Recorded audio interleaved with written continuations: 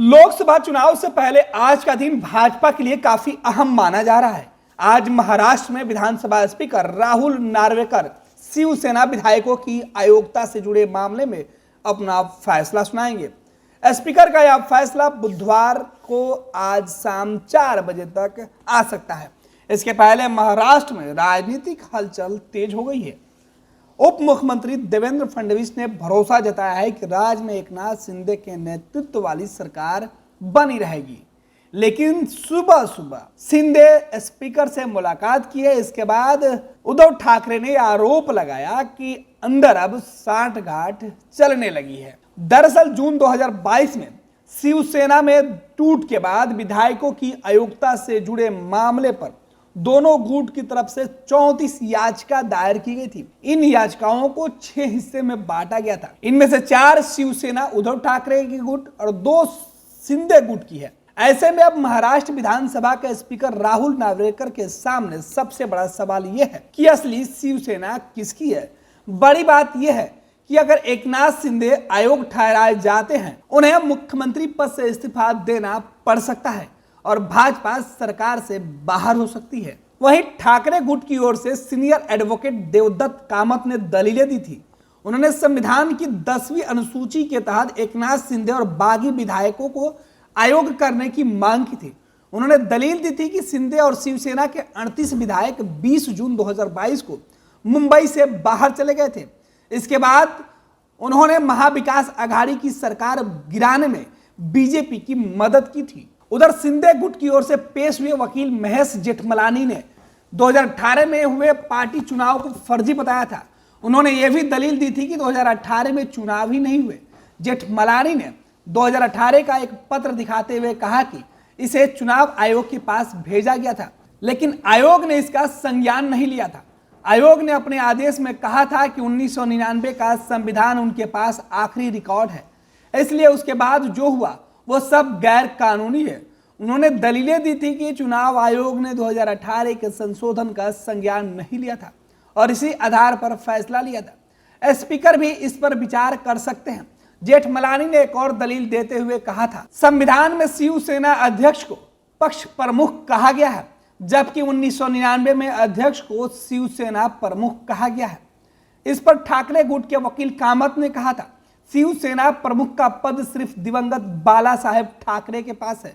उन्होंने तर्क दिया कि पार्टी अध्यक्ष को कैसे संबोधित किया जाता है यह जरूरी नहीं है, बल्कि पार्टी अध्यक्ष कौन है यह ज्यादा जरूरी है। आपको बता दें कि देश के अंदर लोकसभा चुनाव की सुगबुगाहट है।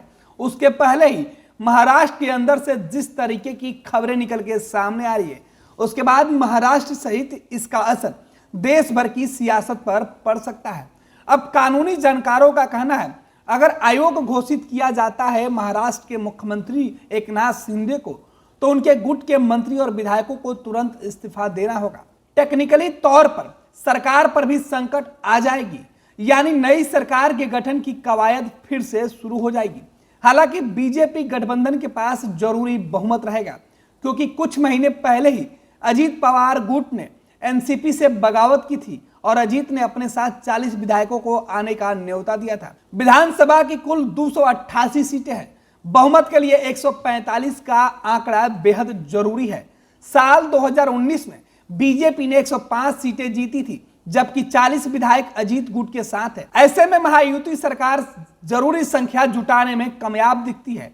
महायुति सरकार का भले ही दोबारा आना तय है, लेकिन मुख्यमंत्री नया होगा या शिंदे अपनी कुर्सी बचा लेंगे, इस पर सस्पेंस बरकरार है। यह गठबंधन के नेताओं को तय कर रहा है कि शिंदे आगे मुख्यमंत्री रहते हैं या फिर नहीं। दूसरी तरफ शिंदे के आयोग होने की स्थिति में अजीत गुट का हावी होना तय माना जा रहा है। यह भी कहा जा रहा है कि बीजेपी अजीत पवार को नया सीएम बनाने की सहमति भी दे सकती है। यही वजह है कि आज लोकसभा चुनाव के पहले महाराष्ट्र की सियासत गरमाई हुई है और देश भर की निगाहें महाराष्ट्र पर टिकी है। हालांकि इस पूरे घटनाक्रम के बीच उद्धव ठाकरे भी सियासी नफा नुकसान और जोड़ गांठ में लगे हुए हैं। ये लो मुंह मीठा करो, आज मैंने अपना जॉब छोड़ दिया। अब हम पूर्णिया वापस जाएंगे। जॉब छोड़ दिया है? मतलब ये घर कैसे चलेगा, हम करेंगे क्या और माँ बाबूजी क्या बोलेंगे? इसलिए मैं एक और मिठाई का डब्बा लाया। अपने बिजनेस के लिए लोन अप्रूव हो गया। अरे लोन अप्रूव हो गया वो तो ठीक है, लेकिन पूर्णिया में हम रहेंगे कहाँ? अपना घर भी तो नहीं है वहाँ।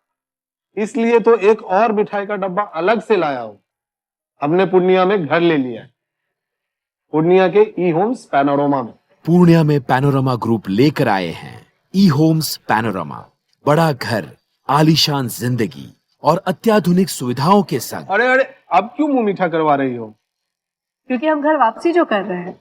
घर वापसी की खुशी पूर्णिया में ई होम्स पैनोरमा के संग।